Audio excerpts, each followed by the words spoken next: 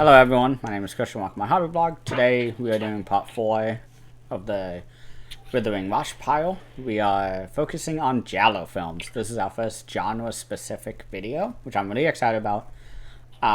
This was a lot of fun for me. This is one of my favorite genres. And I want to welcome back Leon, aka Under Nightmare 24. Thanks for having me again here, Christian. Like I always say, I'm excited for this. It's been a blast, and I can't wait to get into one of my favorite genres as well, Giallo films.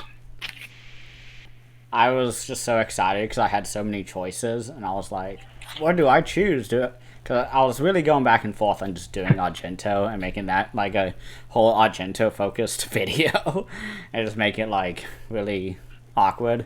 But I was like, no, it's like I'll do one rewatch. And it was one I've been looking to get rid of, and I rewatched it and I was like, nope, I'm keeping it once I watched it behind the scenes. So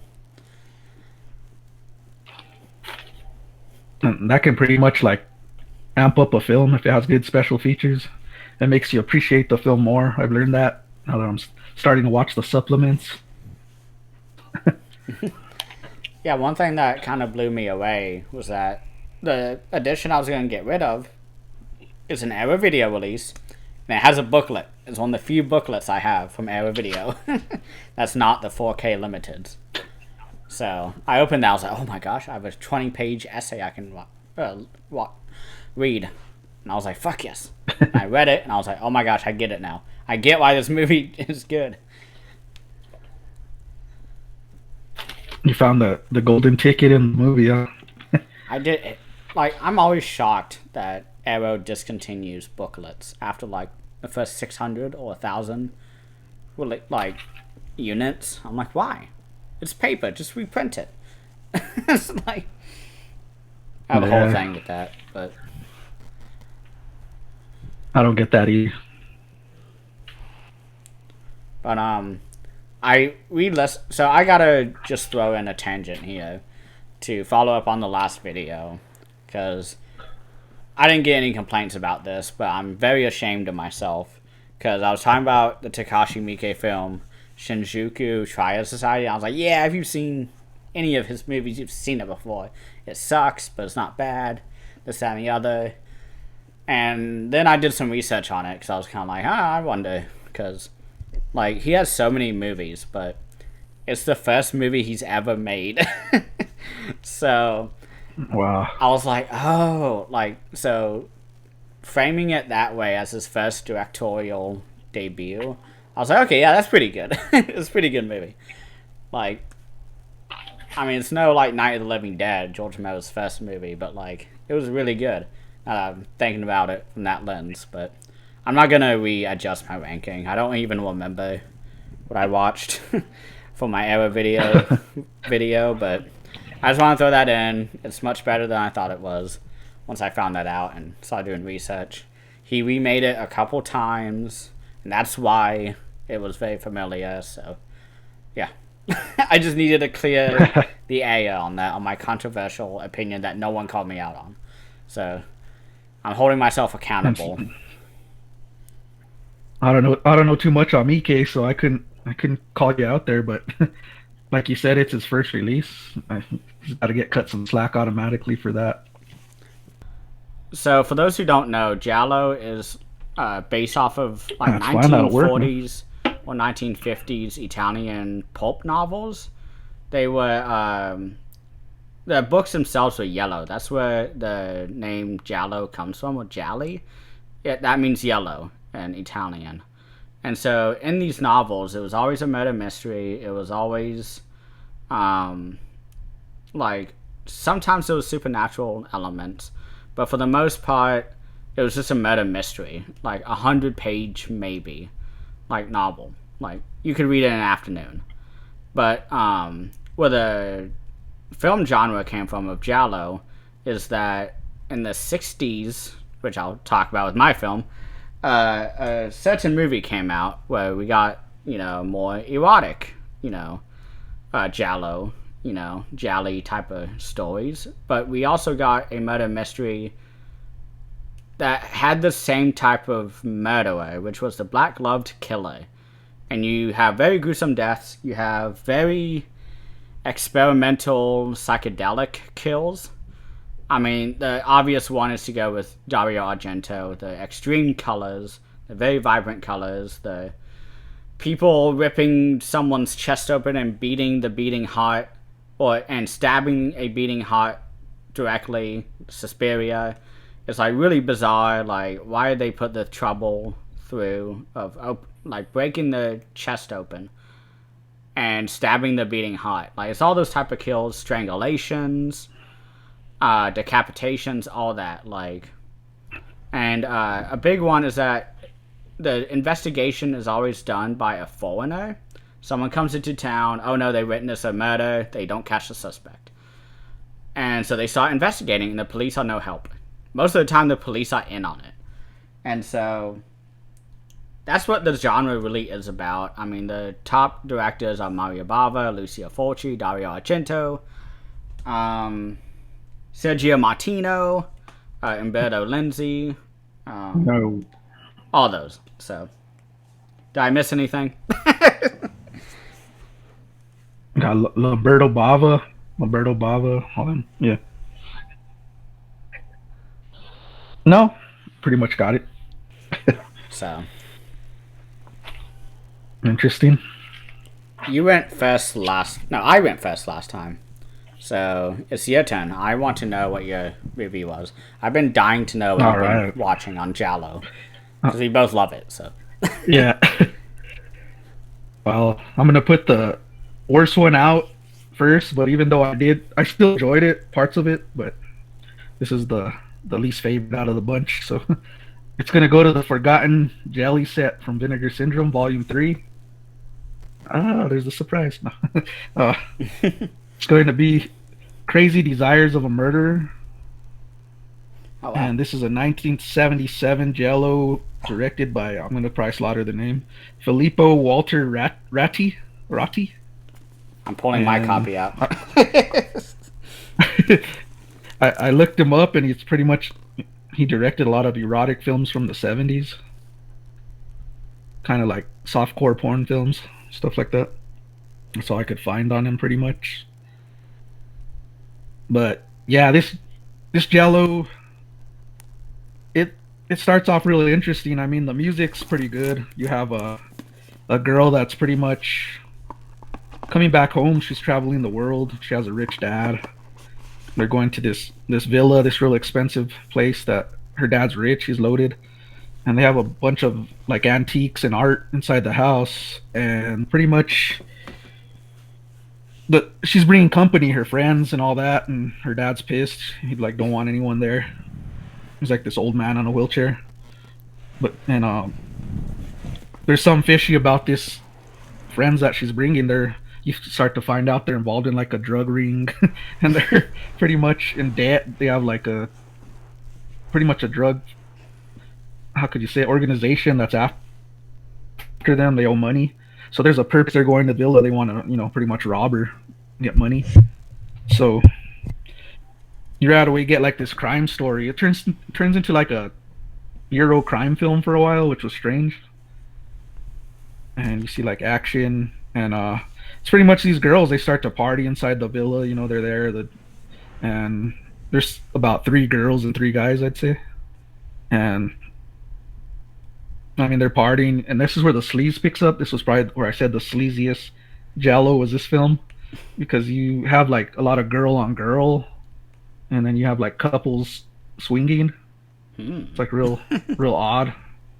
They're just switching, going into each other's rooms, and pretty much fucking. So you got like a lot of sleaze in this one, and it starts to pretty much turn up when you find a girl's brutally murdered, which I thought was excellent, because you have like eye gouging with the killer. He pretty much pops their eyes out. It shows that, and then you have like a slice to the throat. They find this girl, but then you have this detective that walks in, man, and he's real odd. He's real jolly, and then he's like, he knows everything. Like it doesn't leave anything to explain in the film. He already knows what's going on. He knows why this happened, that happened. I was like, isn't it part of an investigator to find out what happens, not already know? So I thought that was real I didn't care for that. And then it goes with the usual story. Everyone in the house is a suspect. Who did it? But my complaints on this is there's not enough deaths. Like that death I told you was the highlight of the film, The and eye then gouging. it's like everyone there's no more deaths after that really. Like the eye gouging death, and then you have like I was saying, there's like a Euro crime story, and it never develops. Like you just have this guy fighting cartel guys and shooting at them, or I don't know about cartel guys, but like an Italian organization, crime organization, and it just ends there. You never see like really what happens. And then I thought when it does connect, it was lazy. But yeah, I just couldn't. I couldn't get into this film. It's just like I see Giallos, and I guess I'm spoiled because I like that Argento and Fulci gore, and which this does have a cool scene, like I said, that eye gouging scene. But after that, it's just like it gets so like how could I say it? So quirky and lame towards the end. Like it's like a jolly, like you're watching a jolly film. Like it ends like in a like you'd watch a fantasy film and it's all happy and stuff. It's just real strange. But yeah, the twist is decent. You could kind of like see it, but you really don't know. But in a way, it is predictable. I don't know how to explain that. But yeah, this one had potential, but it just like fell short for me. But overall, it's a decent watch to me. If you had to recommend a That's better, pretty much all I got to say about Crazy Desires of a Murderer from 1977. cool. Well, if you had to recommend a better Giallo film that have A the better same, film, I would um, say. like that, those elements of sleaze, uh, I I don't really know. It's really hard to do this because we're just gonna go to Dario I, Argento or Lucio Fulci. I would say I would say Five Dolls of an August Moon by Bava. Huh? I've never even heard of that. Yeah, I'd say Five Dolls of an August Moon. It's a Mario Bava early Jello because they're similar in ways but different. But that one's done more better. Of course, it's Mario Bava. But Okay. yeah, these films are like similar to slasher films. I see a lot of slasher elements in them, This but I guess they actually just go is that way a because they're Italian. yeah. This actually led to the slasher genre of the '80s. I mean, Halloween was the first slasher, so I believe John Oh, Carpenter okay. talked about how he liked Dario Argento. So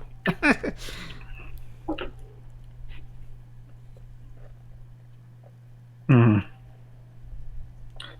And you see a lot of horror films that were made like in the 80s that have copied like giallo aspects. Like if you, I don't know if you've seen a Bay of Blood by Mario Bava, it's been but a while. there's a few scenes in there that were copied onto Friday the 13th. I know that. And there's a scene like on Friday the 13th when they're like they're making out on the bed and that thing goes through the bed and stabs them. Oh yeah, It's the like Kevin Trident. Bacon in the scene. Yeah, that was copied from Bay of Blood. There's a scene like that, real similar. I remember hearing that. That's a Mario Bava early film, but that film's it's predicted a giallo, but then they say it's a slasher. There's an argument where a lot of people are like, "Nah, this is a slasher. It's not a giallo." They're interchangeable in my opinion. I mean, You Italian. could see the connection between them though, like a giallo to a slasher film.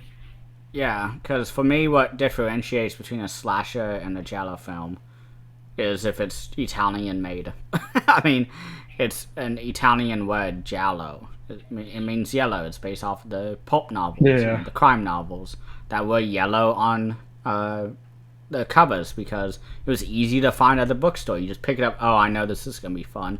It's gonna be a great, afternoon reading, yeah. murder mystery. So You get a lot of. I think a giallo too has the more stylish aspect to it, huh? Like real stylish. You got the JMB whiskey. You got color schemes, and of course the music. yeah, I didn't even mention the music in my definition, but yeah, I mean, if you see goblins show up, you know it's gonna be a good time. Let me. Oh yeah, automatic. And that's what I gotta say. Of all these Giallo films I watched, they've all had good music. Yeah, that's pretty much On all I your gotta movie. say for that film. Okay. So you could go to yours now whenever you Okay. want. So my first movie is the original Giallo film. I don't know if you've heard of this. It's one I No, owned and I that's it. hated it on my first watch because it was really boring and it was bizarre and I didn't know what to think. Let me get my phone here real quick so I have my notes ready. So it is The Possessed from 1965. It's really early. Nice. It is a proto Giallo, which proto means like ancient, and so it's an old proto Giallo. It was created right before the super successful thriller Blow Up, which I've seen the remake with that one guy. You know, the not Dirty Dancing. What the fuck is his name? It's Blow Out, that movie. From the 70s or whatever. Blow Up is the original that remake. Oh, John Travolta. Yeah, John Travolta, yes. And the director of that original one is Michelangelo Antonioni. And that came out in 1966. So that technically that's the first successful one. This one was just the first one in general. And after Blow Up came the Giallo genre in terms of the film genre. And I'm just reading off my notes here. And Mario Bava's Blood and Black Lace and The Girl Who Knew Too Much, those two movies, were failures. Girl Who Knew Too Much is excellent. Yeah, and they were failures when they came out. Like, nobody liked them. I kind of love Wow. Blood and Black Lace. That's actually the picture on our thumbnail. Is Blood and Black Lace the killer? He looks amazing. But nowadays they're known as very essential Giallo films. And so just to go into like the behind the scenes of the people before the story, because I just want to get this out of the way so I don't use up my batteries, is that the producer Manolo Bolognini, I think I said it right. This was his first produced movie. This was a really small movie. They bought the rights to the book, The Possessed, and then just turned it into a movie like a year later. It was all about. Okay, I'll do that later. I already said that. I'd do a story later. But the producer went on to produce huge movies such as Django. So there's a really fun connection between those two movies. Two amazing movies. Giulio Cresti, nice. the guy who worked many jobs trying to survive and make a Western movie, he was one of the screenwriters, I believe. He finally got his chance to make a Western movie. I think he was one of the screenwriters.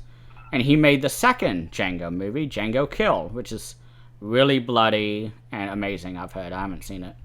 But some of the tropes that this movie follows that became a staple in the Giallo genre, which I've talked about, is the mysterious killer, foreign reporter investigating murder, and local police suck. Crazy reveal of killer in the last few minutes. Another trope, locals quietly helping reporter, and sometimes are killed for it. And lastly, crazy colors. In contrast, as I say, this is a black and white film, so it wasn't like Suspiria or one of the other, like Dario Argento, where it's like, you know, suddenly everything is red, suddenly everything is yellow or blue, or you know, the three main colors: red, green, and blue. It's not like that. It's all black and white. So what they did is that they increased the contrast for the shots if they wanted like a murder, and it was amazing. So now that we have all that out of the way on how it became the first Giallo film, let's talk about the story.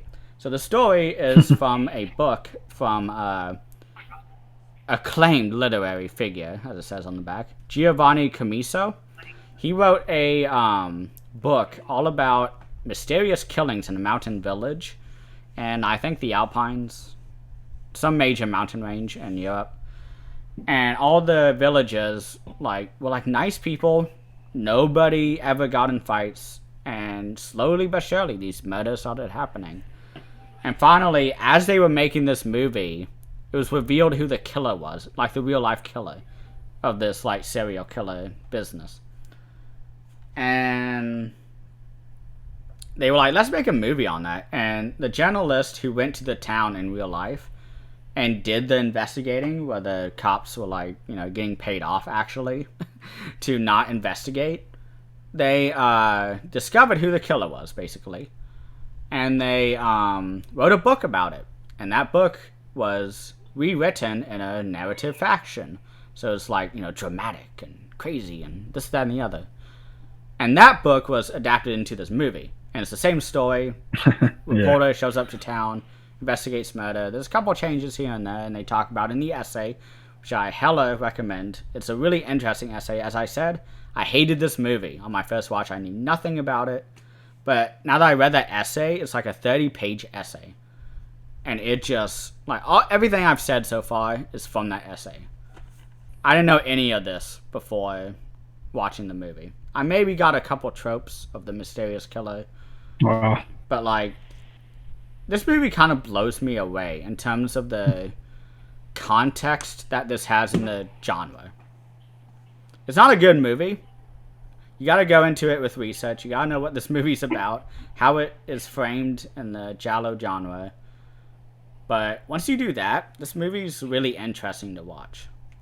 I'd recommend going through the supplements first. I have the error video one, by the way. And the way that I actually bought this movie was that I had no idea what this movie was.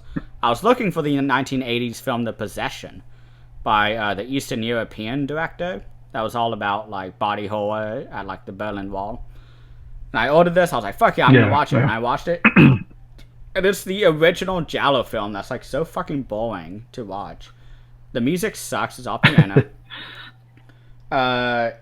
It has the dubbing, which I didn't even mention in my notes. But it has that really awkward dubbing. I kept switching in the beginning from Italian to English dubs. And neither one worked for me. Because everyone's just speaking their own language. Oh, shit. So, you get that. And I finally got used to it. I just turned on the American English dub.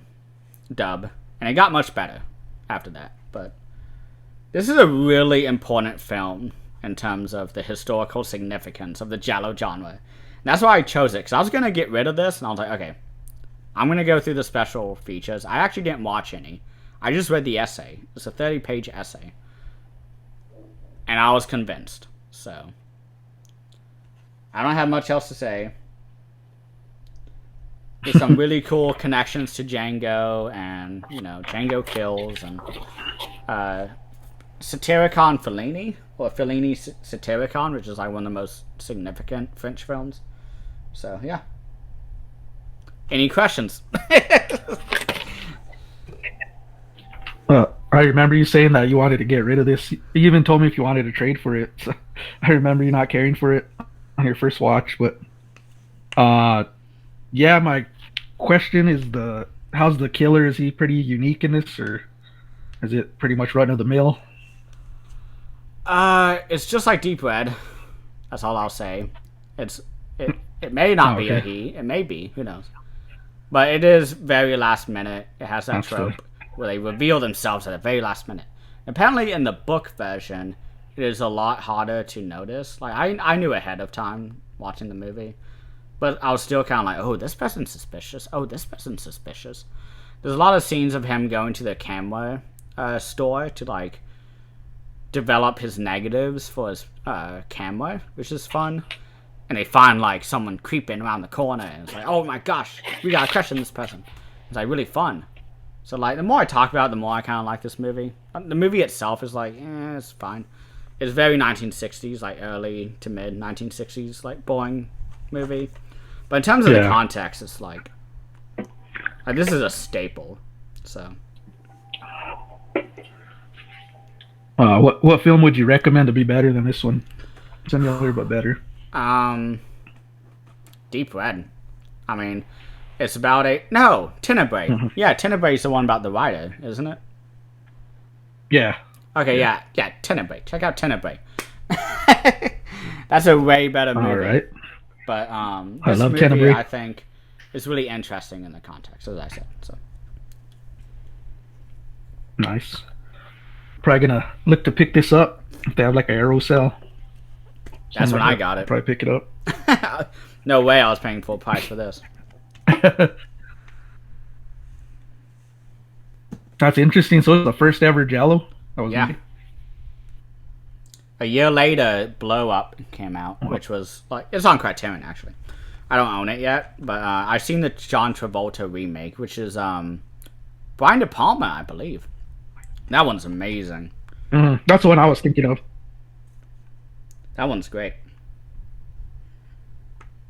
I need to see that one. I haven't seen it.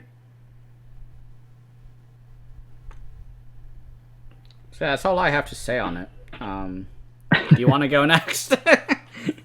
Yeah, I'll go next. Okay, we're gonna up it now.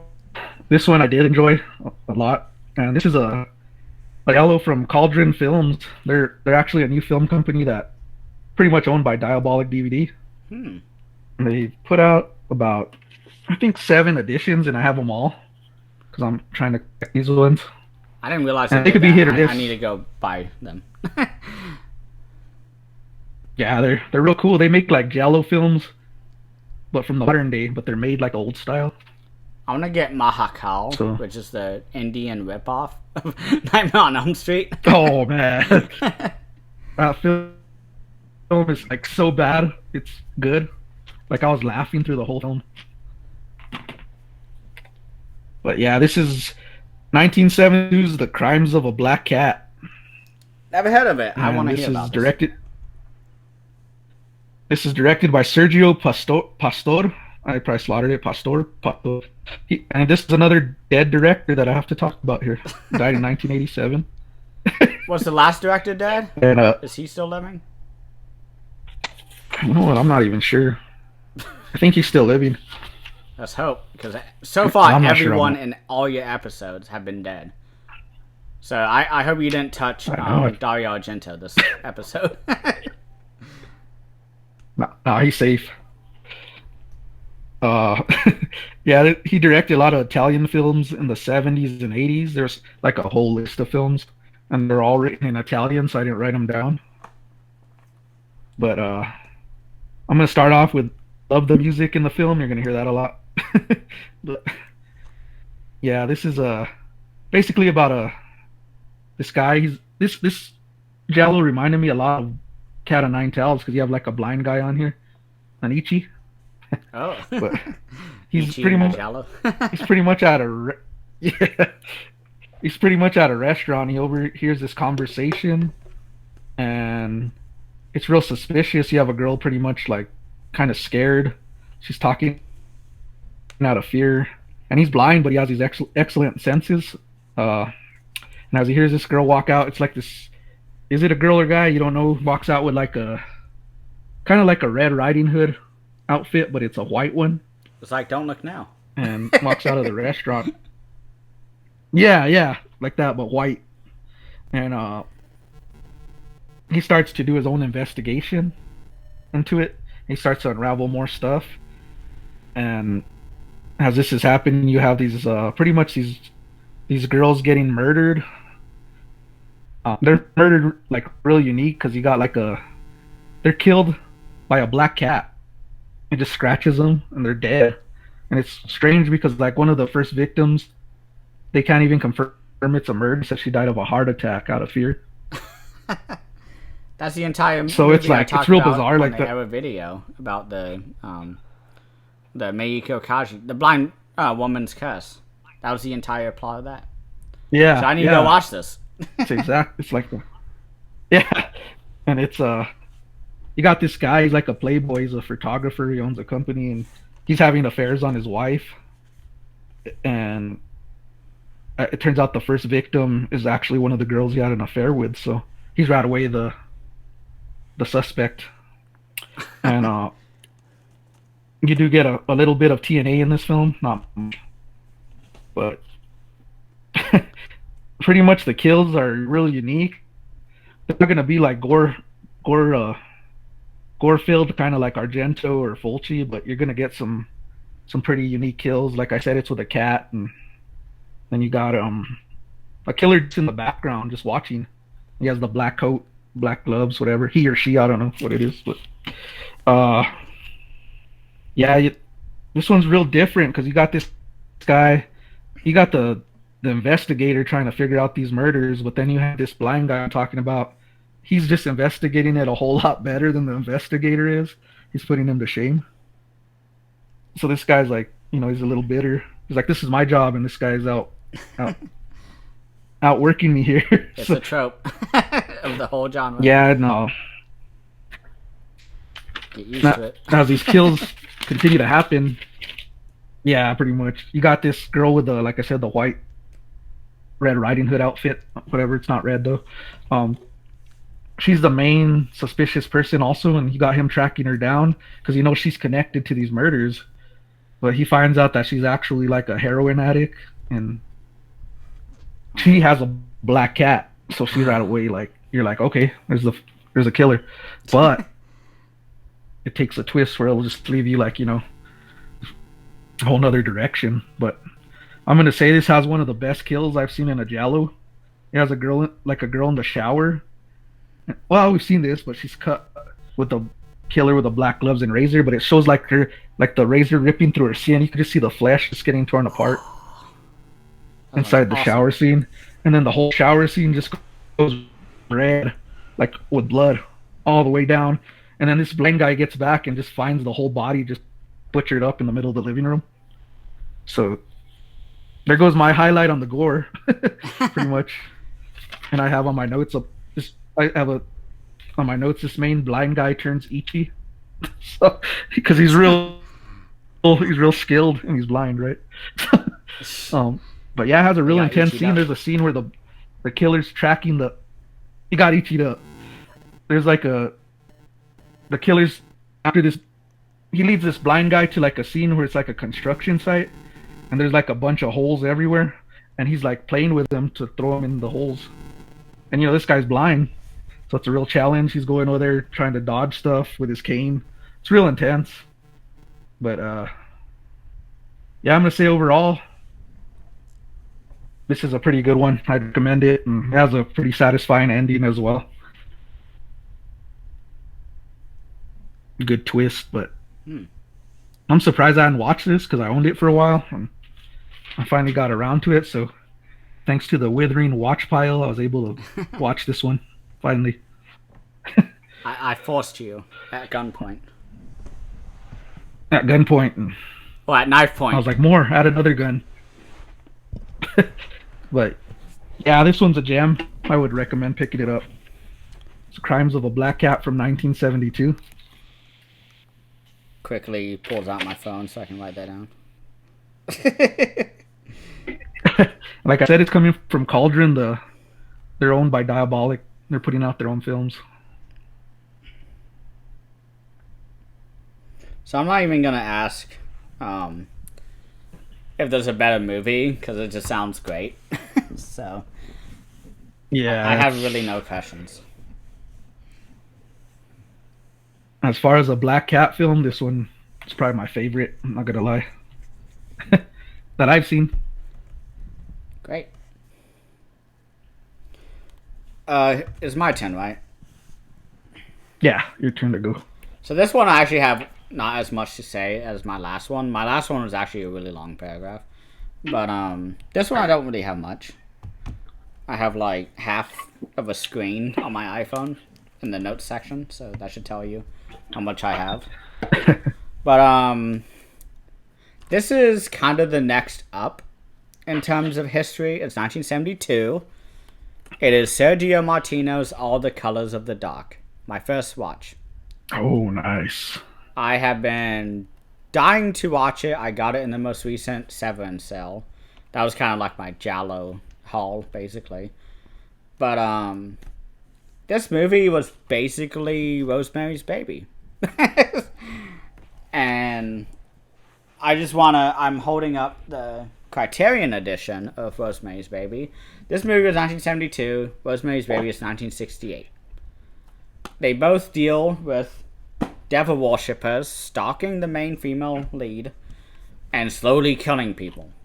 Except Rosemary's Baby is more like taking control of her mind while she's dreaming and not actually killing people, like in All the Colors of the Dark. The story is similar to Rosemary's Baby, which means it's good. It's pretty fun. I love a good satanic story. I'm all about that. Hack-o'-lantern, you're the devil's son. Yeah. All that. The soundtrack is very similar to Goblin, which I listen to Goblin regularly, so I was happy. Some great, amazing kills. I can't really say any off the top of my head because they all flow together, but they're amazing. The story is basically about a woman who had a miscarriage following a car crash, and she is stalked by Satan worshippers. So if you're not sold by now, what's wrong with you? But everyone tells her she's crazy and like no one's stalking you. In the entire movie, there's a really like shiny blue-eyed guy who's like following her. Like every time he appears on screen, it looks like a Photoshop job. Like the highest saturation, blue eyes. Like it's ridiculous. It's amazing. Also, but like, the opening scene is really fucked up. It's a dream sequence where, our main woman is having a dream following the car crash and when she miscarried, where she's seeing the doctors as like body horror like figures, and they're like stabbing her like up into her, umbilical cord with like shears, and like people are opening the stomachs up. It's like really fucked up. But this is regarded as one of the most extreme Giallo films. I don't agree. I think all of Dario Argento's are more extreme, but this one was very unsettling. I guess because it has to do with Satan. So I didn't watch any of the special features, but there's another cut of this movie. That's the alternate US cut, which is 7 minutes shorter. So I assume they took out all the violence. So that's all I can really say about that cut. It's Sergio Martino's the first one by him that I've seen, as far as I know. But Sergio Martino is awesome. Yeah, That's my favorite girl too, Edwig Finnick. I love her. She came out in Strange Vice of Miss War. she's also. I'm not reading from the back, but Another I totally excellent know this. Giallo. She's also in Stoop Nude for Your Killer, which is another Era Video collection. Yeah. But Era Video just released a Sergio Martino box set, and that kind of grew into my higher priority releases by Era Video after watching this. So Yeah, I want that. I mean, I really liked it. I mean, it's not my favorite, although it should have been, because everything about my next movie should have worked against it. But I'll get into that when I get to it. But I'm gonna probably rewatch it this October. So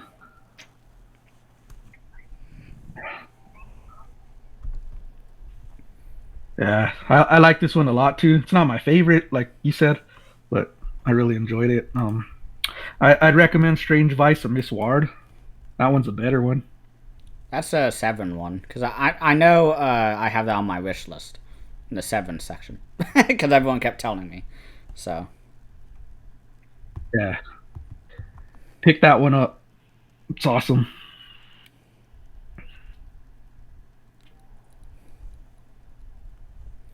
do you want to go next? Yeah, I'm ready to go. Okay, so I'll get into my last one here, and it's my favorite one out of the bunch here. So I'm excited to talk about it. And this is a Lamberto Bava Giallo from 1983. It Blade of the Dark. Man, I haven't heard of any of these releases. And this you've is done. All 3 of your choices I've never heard of. This That's one's from great. Blue Underground. Released this one. Um, he directed Mario Bava's son. He directed Body Puzzle, which I need to see. I've heard that's good. Demons, Delirium, and Blast Fighter, like the greatest Rambo First Blood ripoff made. But yeah, this one was my favorite out of the bunch. Like I said, it was a rewatch for me. I hadn't watched it in years, and this film just starts off in the middle of the film. It's real odd. It just starts off like you stopped the movie and continued it. I thought that was real odd. But you got you got the kid from House by the Cemetery and Manhattan Baby, Fulci films. The famous Bob characters in this, and he has the English dub where he sounds like a total girl, and it just starts with him up there, and they're trying to do a dare. They're calling him a female and telling him to go down to this like scary like basement area, and he pretty much goes in there trying to be tough, and all of a sudden they hear a scream and a ball flies up that they thrown down there, these kids, and it's all full of blood. So that's how the film starts. Ooh. And like I said again, it has the bad English dub voice.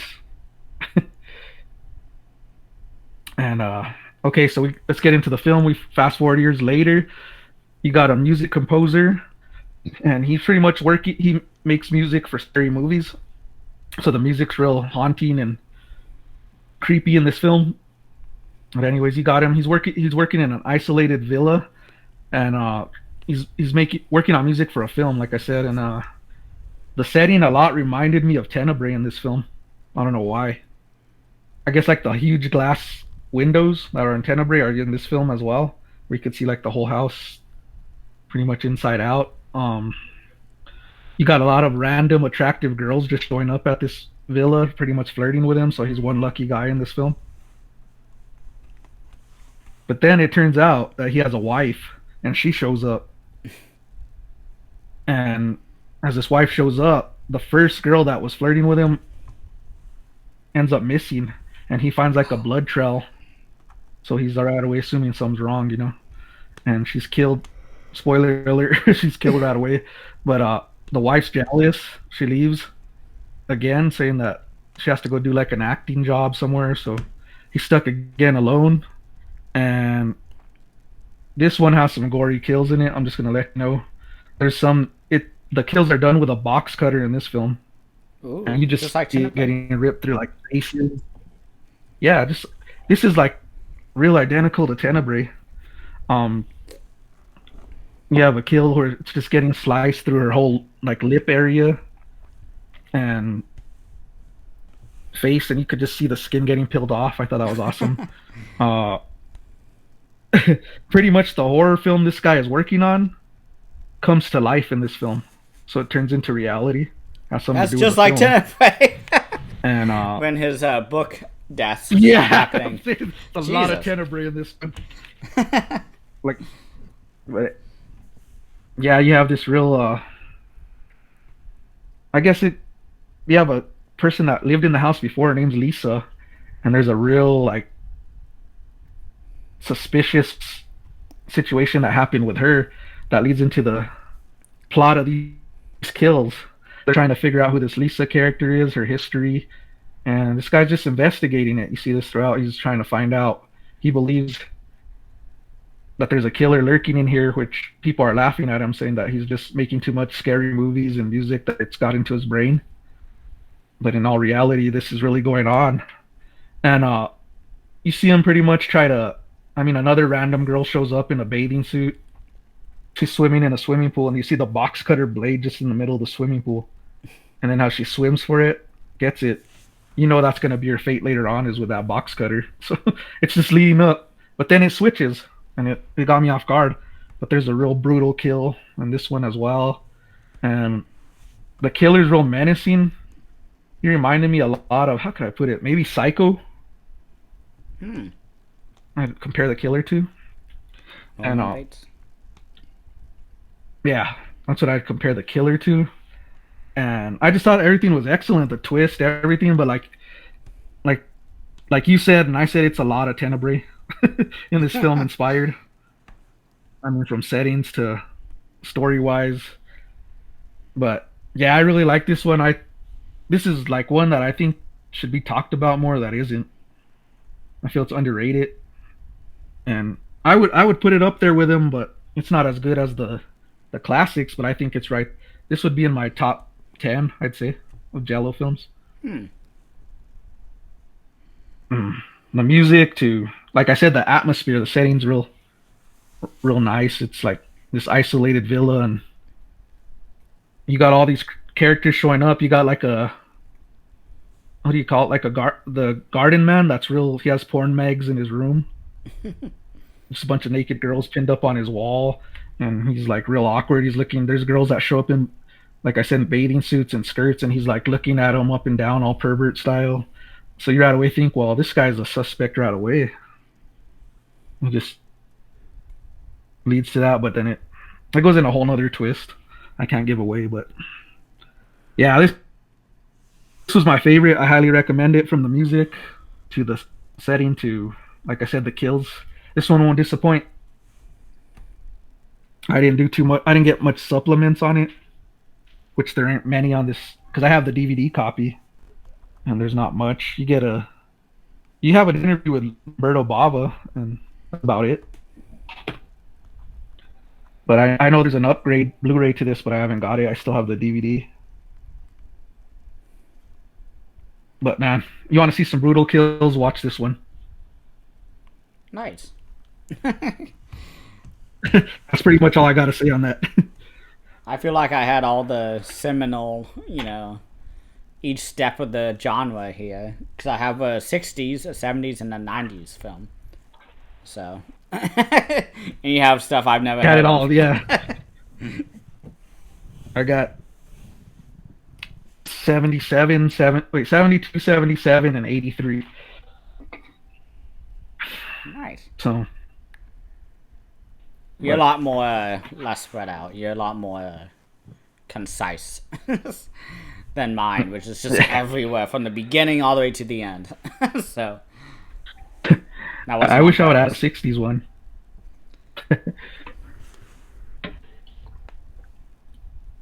I was gonna ask you what your yeah. better movie was, but it's obviously Tenebrae. Yeah, that's what the answer is gonna be, pretty much.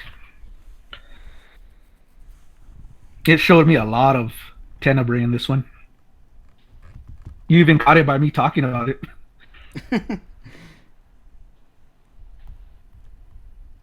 Well, are you ready for my 1 hour explanation on my last one?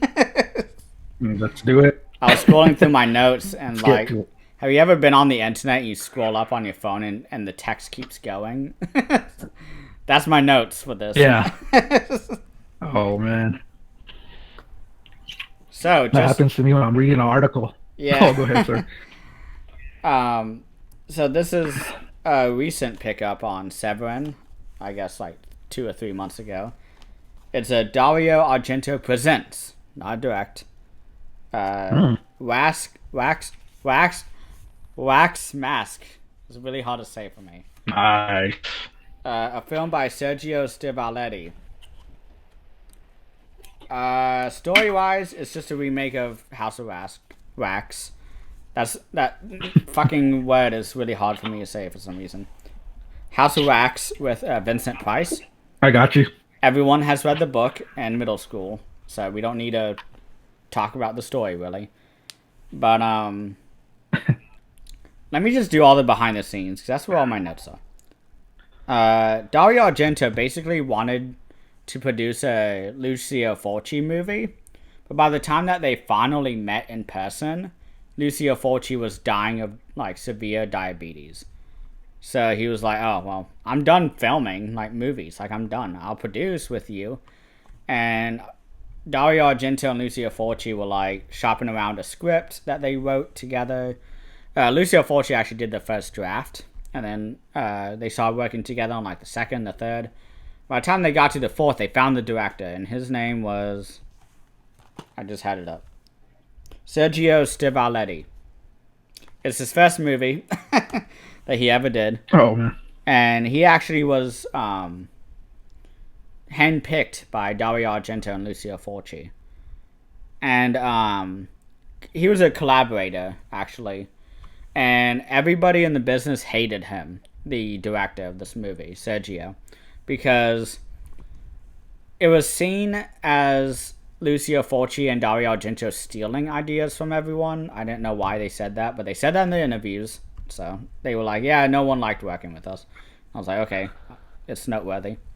At one point, Lucio Fulci wanted to make a H.P. Lovecraft film. If you know about that, that's like cosmic horror and really weird movies like Color Out of Space. Yeah. Dagon by Stuart Gordon. Those type of movies, like, Yeah. yeah. And he actually ganged up with Joe D'Amato, our favorite. He did Anthropophagus. And they were shopping it around, and everyone's like, yeah, no, that's too expensive. Go do something else. That's when he wrote the script for House of Wax. Hey, I nailed it that time, that word. Nice. And he was like, well, it's either this idea or a mummy film. He was like, nah, that's too outdated. I'm gonna go do a remake of a Vincent Price movie. And so Fulci wrote the first draft, and Dario Argento joined and wrote a couple drafts. And then Daniel Stropa, who was the third writer on the script, came in and just kind of helped them like focus a bit on the script and take out scenes that didn't matter at all. And it was obvious, Fulci and Argento being together, so they made really weird deaths and stuff. And you see this a lot. I haven't even talked about the movie at all. I've just been talking about behind the scenes. But this is important, I promise. But I'm interested, so go ahead, man. Lucio Fulci, I learned because I knew nothing about this guy. I thought he was just weird. I've only seen City of the Living Dead, Zombie, Don't Torture a Duckling. Like his big stuff. I haven't seen any of his, apocalypse movies or all that. But apparently, I never knew this, but Fulci was a medical doctor.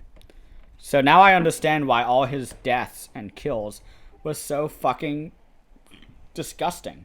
Because he knew what a stab to the eye looked like. Like Zombie. Mm-hmm. Well, you have that scene. But apparently he died while they were writing like the final draft of the script, because I've always wondered about his death. I knew it was tragic, but I never knew how he died. Well, they went into this. So basically, his daughter was living with him and knew that if he didn't take insulin, like literally every like 20 hours or so, he would die. Like he had super diabetes. It was awful. And one day, his daughter was like, "Hey, I'm going out with my boyfriend. Like, I want to see you take your insulin." He's like, "Are you kidding me? I'm a doctor. I'm not going to forget my insulin." And she was like, "Oh, okay, Dad," and left. Well, he started watching a movie on his TV and forgot about his insulin. And so he had like chocolate bars on like his nightstand by his movie watching chair. And he tried to eat the chocolate and he couldn't swallow it because he was so like weak. And so he went to the phone and tried to call his daughter, but he died while he was doing that. And we get a couple interviews about like people who talked to him like the day before. Like, what was he talking about before he died? And somebody was like, yeah, we had a whole discussion about John Woo, which I cheered at because I love John Woo. So I was like, oh, good to know. Like, he likes John Woo. And Dario Argento was actually on the interviews. This is a new release, I believe.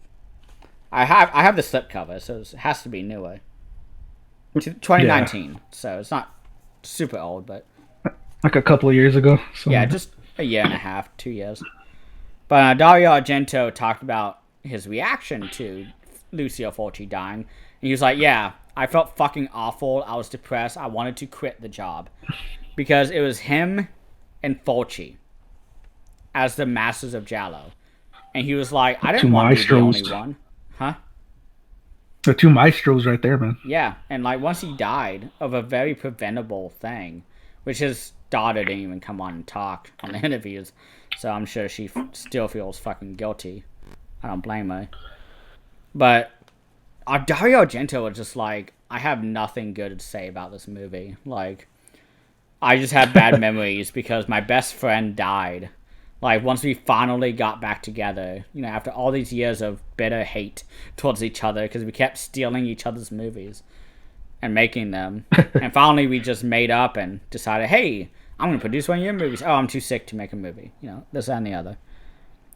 And, there's a really weird part of the interviews that I watched where they interviewed the director of Troll 2, Claudio Fragassi. I don't know if you know him. Have you seen the documentary called Best Worst Movie? That's all about Troll 2. I haven't, but I've heard of him. He is fucking egotistical. He thinks he is God on Earth. I don't believe a word he says, like, ever.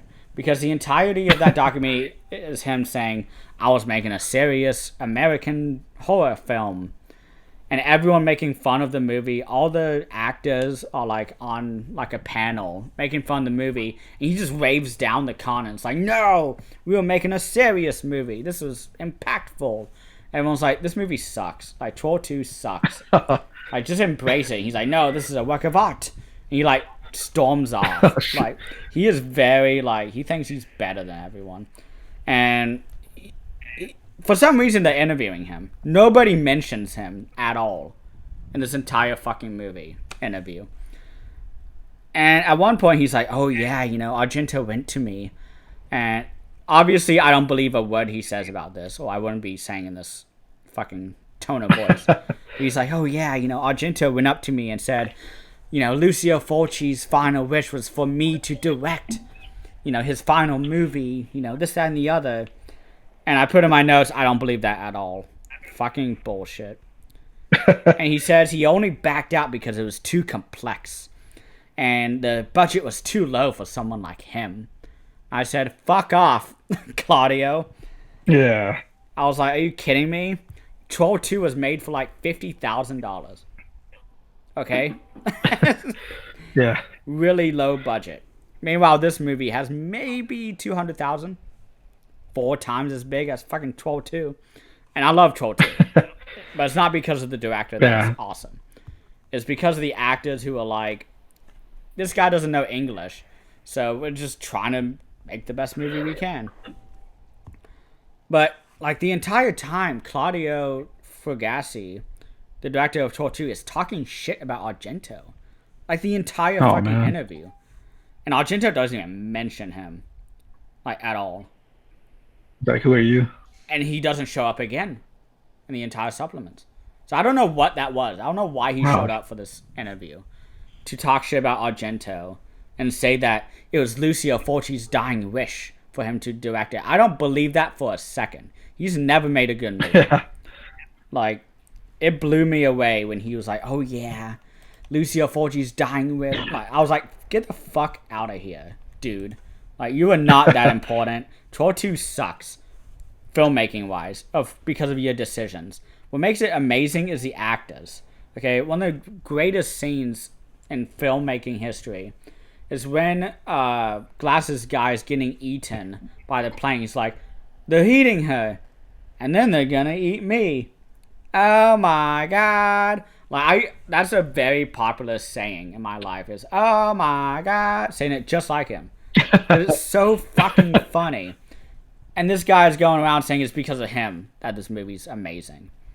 And saying that Lucio Fulci was dying and thought of Claudio as being the director, I don't fucking believe it. It was always Sergio, whatever his name is. It was always him. And then he talks shit about Argento, one of my favorite directors. I don't know. Like, this is a whole rant. I didn't know I was going to go You cannot talk shit on Argento. Yeah, I was like, Argento has made 6 more movies that are straight out 10 out of 10s. Suspiria, Phenomena, Deep Red, Cat o' Nine Tails, Bird with Curse of Plumage. There's so many. Oh my god. Opera. Deep Red, Opera. That's 7. Like, that's one more than I thought. 7 right there. And what has Claudio Fragassi made? Troll 2. Which everyone regards as the worst movie of all time. I don't think it is. the worst movies, in my opinion, are movies that are boring and don't do anything, aka the Yeah. 1950s sci-fi. Okay, those are much worse movies. I Okay, haven't. Troll 2 is just incompetently made because the director didn't know anything about filmmaking, and it's great.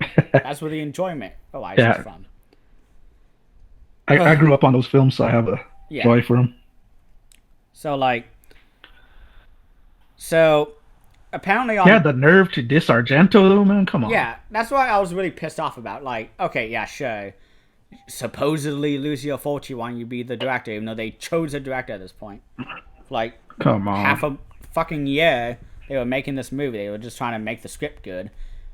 All the kills in this movie is the Lucio Fulci kills, and all the cinematography is the Yeah. Dario Argento cinematography. So like, bam, makes it Argento. great. Like soup, I guess. But I'm not even on this movie yet. I one more point to make about the behind the scenes. Apparently, on day 2 of filming, Dario Argento and the cinematographer Sergio Savaldi, different Sergio, not the director, the cinematographer, got in a huge fucking fight and refused to talk to each other again. And Dario Argento showed up to the actual director's house and was like, "Hey, you gotta have 2 editing rooms, and we're gonna make 2 different cuts of the movie." Because the cinematographer apparently was super shy and really hard to like talk to, but he was like really good. Like that's why they chose him. He was a frequent collaborator with Lucio Fulci and Dario Argento. Hmm. I don't know why. Oh no, he wasn't. He was chosen because he worked on a couple of Lucio Fulci's, so like he knew the style. So that's why he was on it. And Dario Argento refused to talk about him in the interviews. So I don't know why he was that like pissed off about it. I disagree Yeah. with Dario Argento. I thought it looked great. So I don't know. That's all my behind the scenes stuff. I have just as many I'm notes for glad you the went over movie. those because I didn't know all that. It's interesting. It's insane. Absolutely insane. The Claudio Fugazi part just pissed me off. I was like, get the fuck out of here. You're not a master of Italian cinema, so like, get out of here.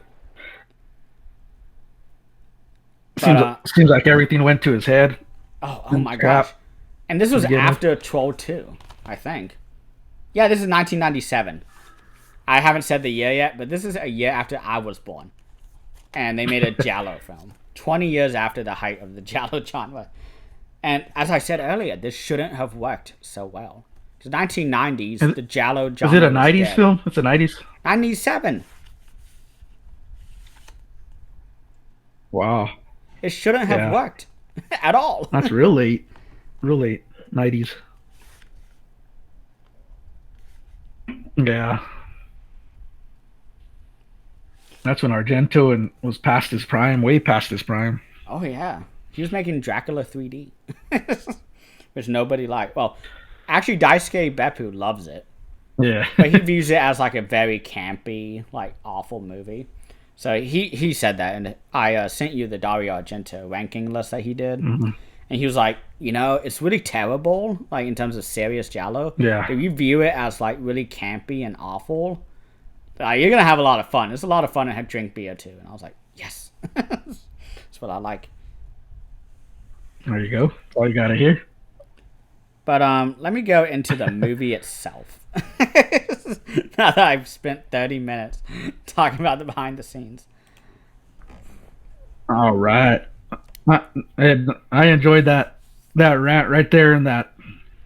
I did not know none of that, so I it was just kept interesting to writing hear. stuff down while watching the interviews, and it was all subtitled. They were all speaking in Italian. So I kept having to pause it, write stuff down, play it. Oh, they said another thing. Pause it, write it down. Like, and then Claudio showed up, and I was like, oh man, I'm gonna have to pause it every fucking sentence he says, and I did. So hey, but the movie was made in 1997. It is not Dario Argento made.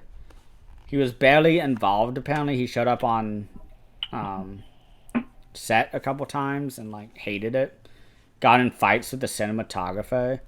But the intro is actually kind of awesome. We get a metal hand serial killer like killing a little girl's parents and ripping the fucking hands off and like punching through the chest. It's pretty awesome. It's your typical, Giallo intro. Then we go to the opening sequence where you have your I Argento love I music. love the gore in this film, man. Oh, you've seen this? I've seen this, yeah, Oh, okay, okay. So I'm not gonna summarize it as but much as I was. it's been a while. Like, so I kind of like need to be refreshed, so it's cool. Okay, no problem. So basically, the opening sequence Yeah, is where I wish Goblin did the music instead of whoever did this, because the music kind of sucked in this movie. It was like operatic and very bombastic. Every fucking drum in the world was being played. But we get a black gloved person doing science experiments, which is really fun. You see him doing the syringes. It's very much like Frankenstein meets Reanimator, which was fun. I liked it. And during the next scene, after a really weird prostitution scene that I didn't even want to talk about, it's the weird Italian dubbing. I mean, that's the only thing to take out of it. We get a weird wax museum, which is where the Vincent Price stuff starts coming in, where we get a lot of bad dubbing throughout because there are three languages that the cast spoke. It was English, Italian, and French. Because the people who produced this movie, in terms of like the studio, were a French-made studio, and they wanted like a third of the cast to be French. So the main woman, who is fucking hot as fuck, I don't know if you noticed, but holy shit. Her name is Romina Mondello. She uh-huh. is fucking amazing in this movie. She's one of my favorite Argento girls. Yeah, she is. But she gets hired on to become like a dressmaker or something for the bodies at the wax museum, and we get a lot of different scenes of people coming into the museum and getting killed. They get pumped full of like liquids, the feet, which is really disgusting. It makes me want to throw up when I watch it. It's really disgusting. The effects were really amazing in this movie. Again, 1997 shouldn't have worked as well as it did. I agree, man. But there's a guy sneaking through, and everything's creepy. There's a Theseus statue holding a Medusa head, and there's a guillotine where it falls down and a decapitated head falls over, and then it like goes back up and the head is put back to the body, and it does it again. It's really cool. Random guy tries to escape, and the Medusa head comes alive and freezes him with the eyes. I don't know how that happens, but it did. And also, this movie takes place in 1900, which they don't tell you about until like halfway through the movie. So I was really confused, like the entire one time. And we meet the museum curator, who is played by a legendary actor, Robert Hussein, who Argento was introduced by Sergio Leone before Argento ever directed a movie back in like the 60s. So that was really fun. He Oh was a wow, screenwriter for Sergio Leone, which I had no idea about. That was awesome. But he's doing that's cool. experiments, and it's really weird, and it's just like body parts. And the woman who I talked about, the main character, she's interviewing. Her name is Sonia. She's really hot. French is the actor. She is interviewing to become part of the museum staff. A ruffian boy tries to steal from a puppet show, and he's hunted down or coerced into going to a secret area. And he's injected with the wax serum and becomes part of the play. There's a really weird scene that I did not like at all, where there's an autopsy scene where one of the little girls was killed, and because like as her parents were arguing, the killer like snuck through her window and like hit her with the serum, and they're like, "Oh no, she's dead. Oh, okay, time for the autopsy. See how she died." And she's like fully unclothed. The actress, like the 12-year-old actress, is like fully unclothed, breasts out, on the autopsy table, and they cut her stomach open, and they're like, "Oh shit, she's still alive." And like the Yeah, scene ends. I'm like, you didn't have to do any of that. I don't want to see like that at all. And so But it was pretty cool that we got like, oh shit, she's still alive, and the doctors are like, oh fuck, like we're gonna get sued. But like, Yeah. it was a really weird scene. I didn't like it at all. But right after that scene, the woman Sonia, she wakes up from a nightmare, and her aunt, which I hated. I don't know about you, but so did Argento. He hated her so much as a person, and because she was actually married to the producer of the movie, and he was like, "What the fuck? No, like this is nepotism. Like we need to get a good actress, not your wife," which she agreed with too. She was like, I knew the moment I stepped onto set that everybody hated me because I wasn't recruited for my acting ability. I was recruited because I was the wife of the producer. And the producer was like, oh yeah, she's hot. She's great. I'm so happy she's in the movie. She's like sleazy, like weird. And Argento was like, I won't even speak of her. Like, and she was like, yeah, everybody hated me on this fucking set. But we get a pretty fun flashback sequence where we see the killing in the beginning of the movie.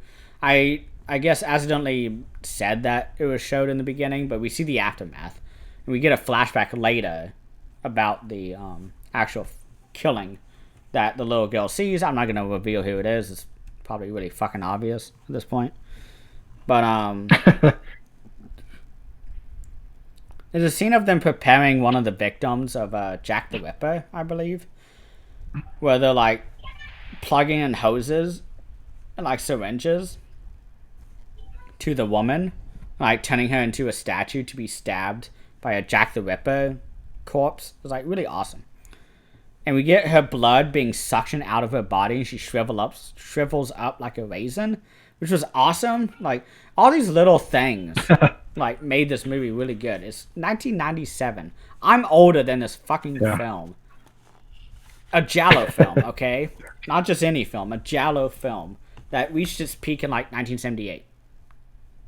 Like 20 years later, they made a movie that was great. Like, and the ending is also amazing. Lots of great kills. The guy's face gets melted off, which is a lot of fun. All the wax creatures, or wax statues that were actually corpses, they all get melted, and eyes are popping, and flesh is burning.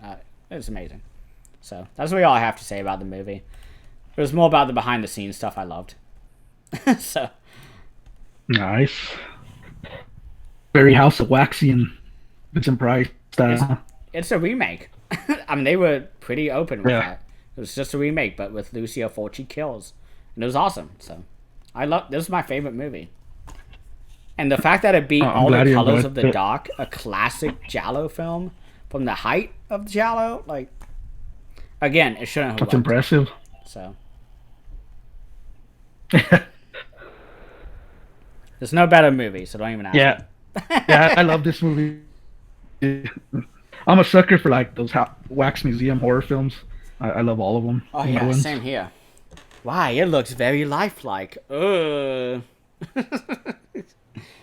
Like, I don't know if you've seen the House of Wax remake, the other one with Paris Hilton. I haven't. I know Scream Factory released it. Yeah, I enjoy the heck out of that film, and I shouldn't, like you said. I just like that setting of like the wax museums, and I just find it real creepy, atmospheric. But yeah, this is one I highly enjoyed too, man. I'd seen it. Well, I have a copy of it. You know. Do you have the slipcover? But I have the slipcover too. Ah, damn. Okay, so do I. It looks awesome, by the way. I actually pulled it out now that you're talking about it. I mean, like, looking at it. Well, any other questions on this? I mean, you've seen it, so you know. Yeah.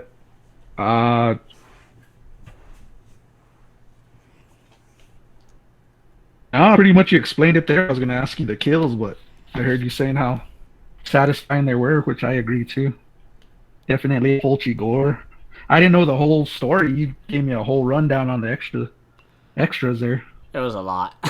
But, I watched 3 or 4 of the interviews. They're called, let me see. Beyond Fulci is the one all about Fulci. The Chamber of Horrors, which is about the movie itself. And Living Dolls, I believe, is the last one, which is just about how they Argento and the director got involved, and also the story of the producer's wife. That's in that too. Well, what's the next theme? Oh, next theme. It's your choice.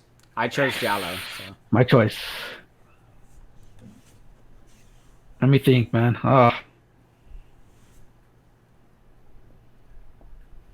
I would like to lean it towards more a creature feature, like a mutated animal, or not like mutated animal would count. Yeah, I'd go with that if you want creature features. Creature features. All right. Thank you everyone for listening, and let us know what your favorite Giallo films are. I want to hear all of yours. I love Giallo. I know Leon does too. Thanks for having me, man. And I really enjoyed the Giallo genre, one of my favorites.